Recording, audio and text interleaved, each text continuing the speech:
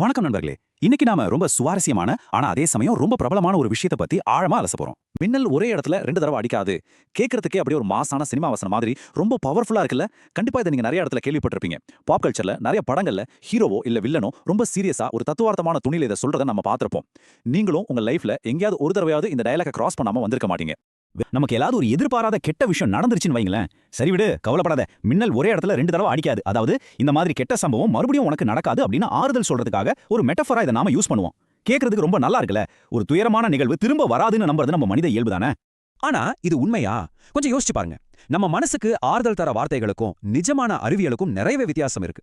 ஆறுதலுக்காக சொல்லப்படுற இந்த வார்த்தைகளுக்கு பின்னாடி உண்மையிலே சயின்ஸ் இருக்கா, இல்ல இது வெறும் நம்பிக்கைதானா? இங்கதான் நாம கட்டுக்கதைக்கும் அறிவியலுக்கும் உள்ள ஒரு நேரடியான முரண்பாட்டை பார்க்க போறோம். இது ரொம்பவே ஆச்சரியமான விஷயம். நாம இவ்ளோ நாளா நம்பிக்கிட்டு இருந்த மின்னல் ஒரு இடத்துல ஒரு தடவை தான் அடிக்கும் அப்படிங்கிறது ஒரு முழுமையான கட்டுக்கதை.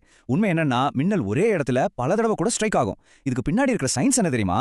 மின்னல்ங்கிறது வானத்திலிருந்து பூமிக்கு வரக்கூடிய ஒரு மிகப்பெரிய எலக்ட்ரிசிட்டி. அது எப்பவுமே பூமிக்கு வர்றதுக்கு ஒரு ஈஸியான தடையற்ற வழியை தான் தேடும். ஒரு முறை மின்னல் ஒரு வழியா வந்து பூமியை தொற்றுச்சுன்னா அந்த பாதையில உள்ள காத்து அயோனியாக்கம், அதாவது அயனைஸ்ட் ஆகிடும். அப்படி அயனியாக்கமான காத்து ஒரு காப்பர் வயர் மாதிரி மின்சாரத்தை ரொம்ப ஈஸியா கடத்தும். அதனால அடுத்தடுத்து வர மின்னல்களும் புதுசா ஒரு வழியை தேடுறதை விட்டுட்டு ஏற்கனவே உருவான அதே வழியில தான் சுலபமா பயணிக்கும். அப்ப சயின்ஸ் படி பார்த்தா மின்னல் ஒரே இடத்துல திரும்ப திரும்ப அடிக்கிறதுக்கான வாய்ப்பு தான் ரொம்ப அதிகம்.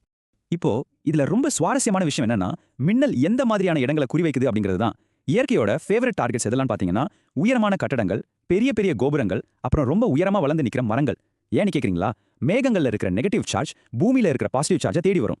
பூமியில இருக்கிற பாசிட்டிவ் சார்ஜ் இந்த மாதிரியான உயரமான கட்டடங்கள்ல உச்சிக்கு ரொம்ப ஈஸியா போய் சேர்ந்துரும். இதனால வானத்துக்கும் பூமிக்குமான தூரம் ரொம்பவே குறையுது.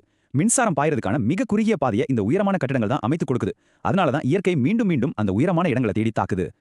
இதோ உங்களுக்கான அந்த மாசான புள்ளி விவரம். அமெரிக்காவில் நியூயார்க் நகரத்தோட அடையாளமா இருக்கிற ரொம்ப பிரபலமான எம்பயர் ஸ்டேட் பில்டிங் கட்டடத்தை ஒரு வருஷத்துக்கு சுமார் 20 to 25 தடவை வரைக்கும் மின்னல் ஸ்ட்ரைக் பண்ணுது. இந்த விஷயம் அதை ரொம்ப அருமையா விளக்குது.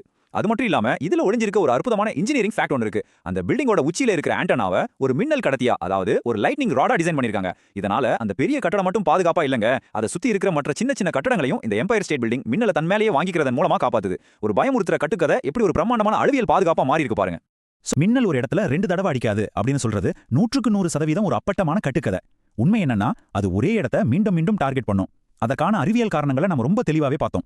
இயற்கை எப்பவுமே ஒரு விஷயத்தை ஒரே மாதிரியா செய்யாதுன்னு நம்ம நினைக்கிறோம். ஆனா தகுந்த சூழ்நிலை அமைஞ்சா இயற்கை திரும்ப திரும்ப ஒரே இடத்துல தன் பலத்தை காட்டும் அப்படிங்கிறதுக்கு இதுதான் மிகச்சிறந்த சாட்சி. சோ அடுத்த முறை யாராவது உங்களுக்கு ஆறுதல் சொல்ல இந்த டயலாக யூஸ் பண்ணா அவங்களுக்கு இந்த அறிவியல் உண்மையை எடுத்து சொல்லுங்க. அப்போ கொஞ்சம் யோசிச்சு பாருங்க, நம்மள சுத்தி இருக்கிற வேற எந்தெந்த கட்டுக்கதைகள் இது மாதிரி ஒரு ஆழமான அறிவியலுக்கு பின்னாடி ஒளிஞ்சிருக்கும்னு நீங்க நினைக்கிறீங்க.